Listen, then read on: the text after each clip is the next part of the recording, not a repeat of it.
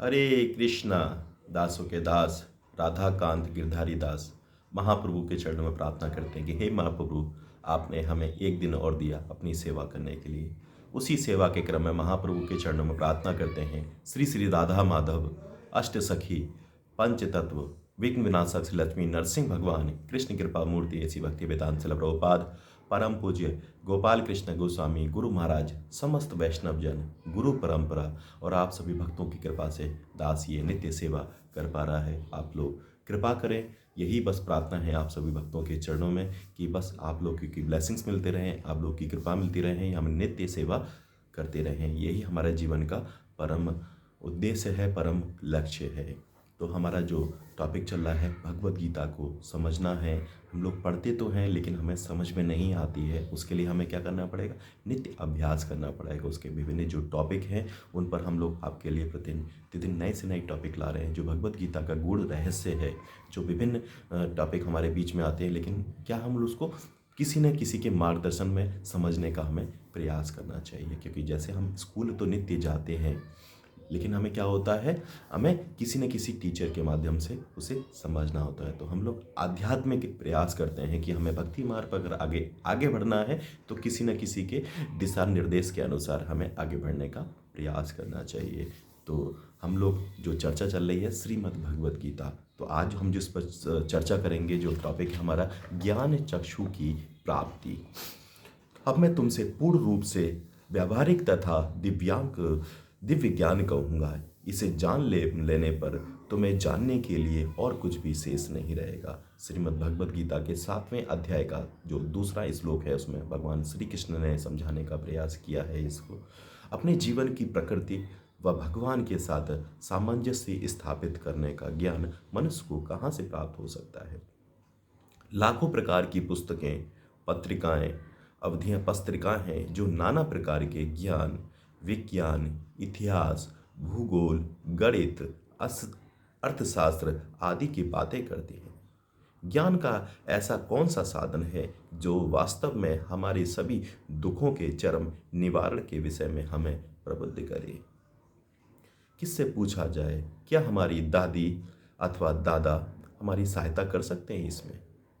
क्या विज्ञान या अभियांत्रिकी अथवा चिकित्सा पर हमारी पाठ्य पुस्तक हमारी सहायता कर सकती हैं?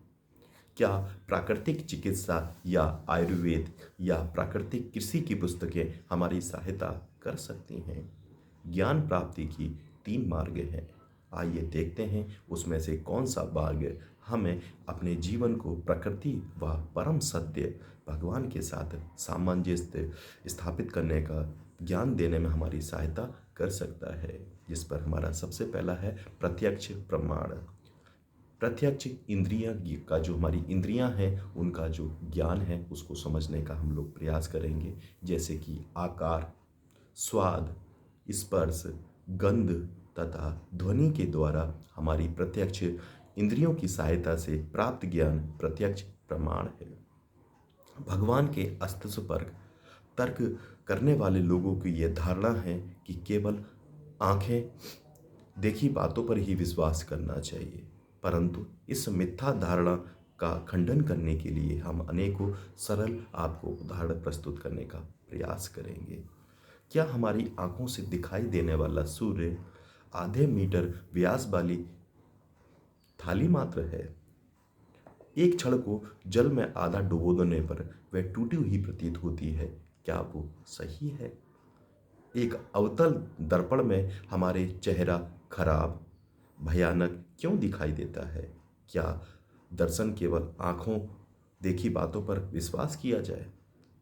हमारे द्वारा प्रत्यक्ष बोध द्वारा प्राप्त ज्ञान सीमित है और अविश्वसनीय होता है। प्रतिदिन बदलते, नवीनीकृत व संशोधित हो रहे वैज्ञानिक सिद्धांत का यह उच्च सच अपने आप में प्रमाण के वैज्ञानिक शोध में अपनी प्रगति द्वारा हम उच्च से उच्च अपूर्ण सापेक्ष सत्य को प्राप्त करते हैं। तथापि पूर्ण सत्य स्थायी है, यह कभी भी नहीं बदलता।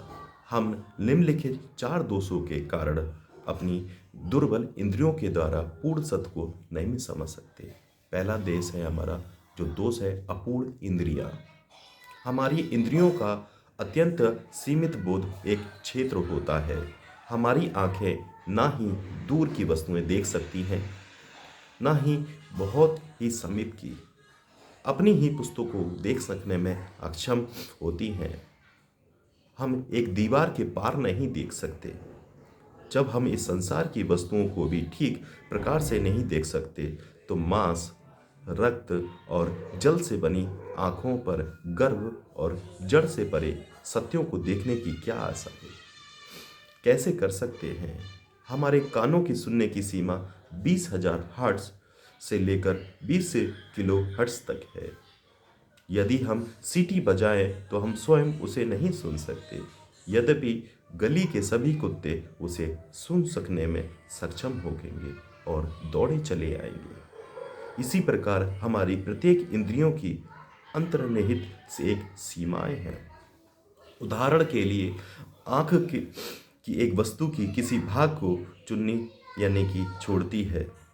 आँखें प्रसंगानुसार हमें जो समझने का एक प्रयास करना चाहिए कि आँखें में निम्नलिखित एक यंत्र द्वारा बढ़ाई गई परिकष्ट में किया जाने वाला इंद्रिय बोध पर निम्नलिखित हमें आभास होना चाहिए।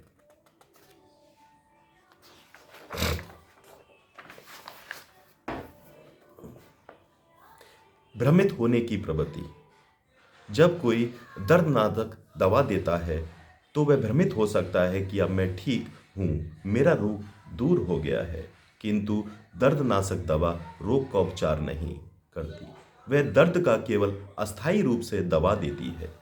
जैसा कि दर्दनाशक दवा पर प्रभाव कम होता है, व्यक्ति पुनः दर्द का अनुभव करता है, वही पुराने लक्षण देखता है अब, तथा उसे अनुभूति होती है कि दवा ने समस्या को उसी प्रकार अस्थायी रूप से ढक दिया है जिस प्रकार एक गंदे कमरे को सुंदर दिखाने के लिए एक कंबल से उसे ढक दिया जाता है।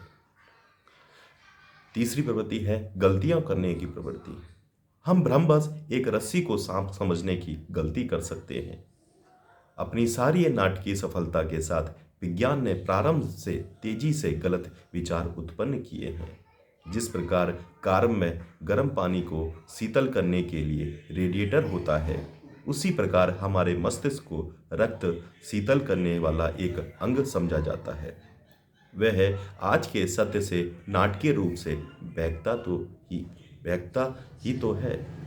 यह कहा जाता है कि एक बार न्यूटन ने अपनी बिल्ली के अंदर से बाहर आने जाने के लिए एक कमरे में एक चित्र बनाया।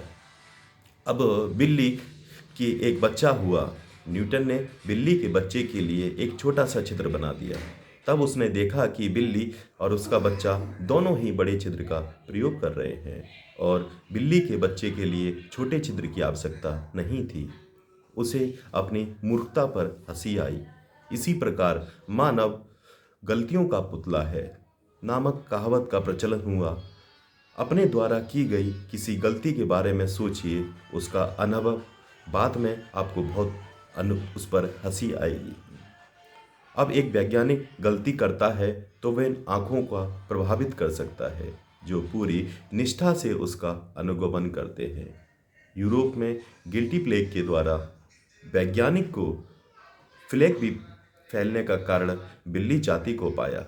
महामारी से बचने के लिए सरकार ने तुरंत पूरे देश में बिल्लियों को पकड़ने और मारने के आदेश दे दिए, परंतु कुछ ही दिनों बाद वैज्ञानिकों ने अपनी मूर्खता का अनुभव किया। फ्लैग का कारण बिल्लियां नहीं अपितु चूहे थे, परंतु बहुत देर हो चुकी थी।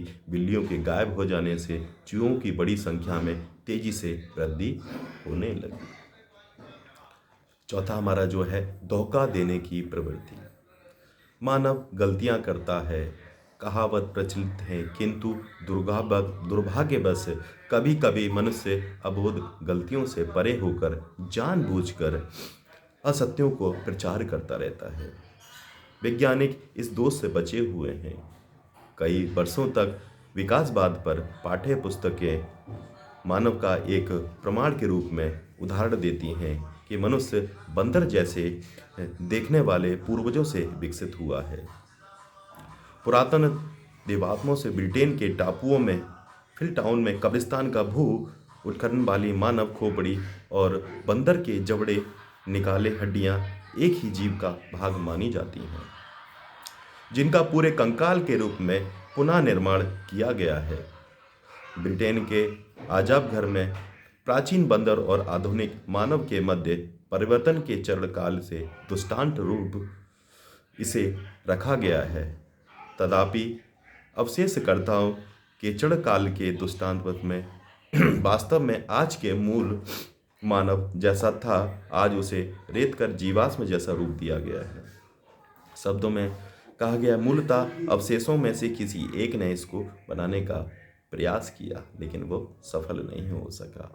तो आज की चर्चा हम लोग यहीं पर विराम करेंगे, क्योंकि किसी भी चीज़ को समझने के लिए हमें 2 से 3 बार उसे प्रयत्न पढ़ना चाहिए, उसे 2-3 बार समझना, उसे सुनने का प्रयास करना चाहिए, तभी हम उस पर मनन कर सकते हैं। तो अगर आप लोग चाहते हैं आपके नंबर पर नित्य श्रीमद् भगवद गीता का श्लोक, शाम को कृष्ण कथा, कृष्ण चर्चा मिलती रहे, तो आप 9411166837 पर हरे कृष्णा भेजें। दासों के दास आप सभी भक्तों से यही प्रार्थना करते हैं कि आप सब भी इस कली काल में अपनों को इस भगवान की सेवा से जोड़ने का प्रयास करें, क्योंकि इस जन्म मृत्यु जरा व्याधि रूपे हमें यहाँ पर समुद्र में भेज दिया गया है। इस समुद्र से हमें बाहर निकलना है और भगवान कृष्ण की प्रेममयी सेवा करनी है। तो सेवा करने के लिए हमें क्या करना पड़ेगा? अपनों को इससे जोड़ने का प्रयास करना पड़ेगा, और अपनों को जो हमारे विचार हैं उन पर भेजने का प्रयास करना चाहिए। अगर दास से कोई भी गलती हो रही है, कोई भी अज्ञान से, कोई भूलवश हमसे गलती हो रही हो, तो दास को माफ़ करने का प्रयास करें। हमारी यही आपके चरणों में प्रार्थना रहती है। और अपना कमेंट में आप सब लोग हरे कृष्ण महामंत्र लिखकर अपनी आज की आहुति जरूर डाला करें। जो भी भक्तगण इसको सुनते हैं, इस पर मनन करते हैं, उस पर जरूर प्रयास करना चाहिए। आप लोगों ने अभी तक दास के चैनल को सब्सक्राइब नहीं किया है तो ज़रूर कर लें, जिससे कि आने वाली नई वीडियोस आपको मिलती रहे। हरे कृष्ण कृष्ण कृष्ण हरे हरे, हरे राम राम राम हरे हरे, हरि हरि बोल, हरि हरि बोल।